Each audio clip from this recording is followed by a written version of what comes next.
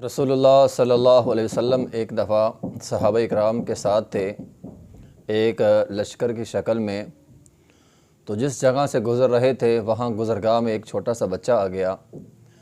تو جس طرح ہمارے ہاں ہوتا ہے، بچہ اگر سڑک پہ چلا جائے، گزرگاہ میں چلا جائے، مائیں دوڑی آتی ہیں، اپنے بچے کو پکڑ لیتی ہیں تاکہ بچے کو کوئی نقصان نہ ہو۔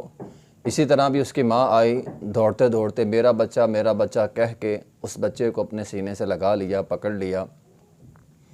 صحابہ اکرام نے کہا، اللہ کے رسول، کیا یہ عورت اپنے بچے کو آگ میں ڈالنا برداشت کرے گی؟ نبی علیہ الصلوۃ والسلام نے فرمایا نہیں۔ تو صحابہ اکرام نے پوچھا، کیا اللہ پھر اگر ایک ماں ہو کہ اپنے بچے کو آگ میں ڈالنا برداشت نہیں کرے گی تو اللہ پھر کس طرح اپنے بندوں کو آگ کے اندر ڈالے گا؟ اللہ تو ماؤں سے بھی زیادہ اپنے بندوں سے پیار کرتا ہے۔ تو رسول اللہ صلی اللہ علیہ وسلم نے فرمایا، بالکل ٹھیک ہے آپ کی بات، اللہ رب العزت بھی اپنے بندوں کو، جو اللہ کے بندے ہوں گے، اللہ ان کو کبھی بھی جہنم کی آگ میں داخل نہیں کرے گا۔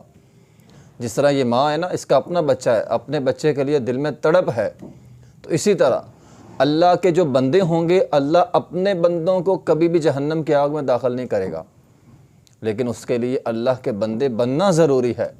اگر ہم اللہ کے بندے بن گئے صحیح معنوں میں، جس طرح بندے بننے کا حق ہے، تو اللہ پھر کبھی بھی اپنے بندوں کو جہنم کی آگ میں داخل نہیں کرے گا۔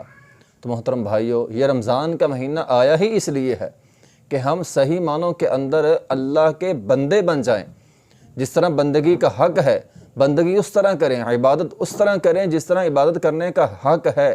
اگر ہم نے عبادت کا حق ادا کر دیا، بندگی کا حق ادا کر دیا، حق ادا کرنے کی کوشش کی، تو یقیناً ہم اللہ کے بندے بن جائیں گے اور اللہ اپنے بندوں کو کبھی بھی جہنم کے آگ میں داخل نہیں کرے گا۔ وآخر دعوانا الحمدللہ رب العالمین۔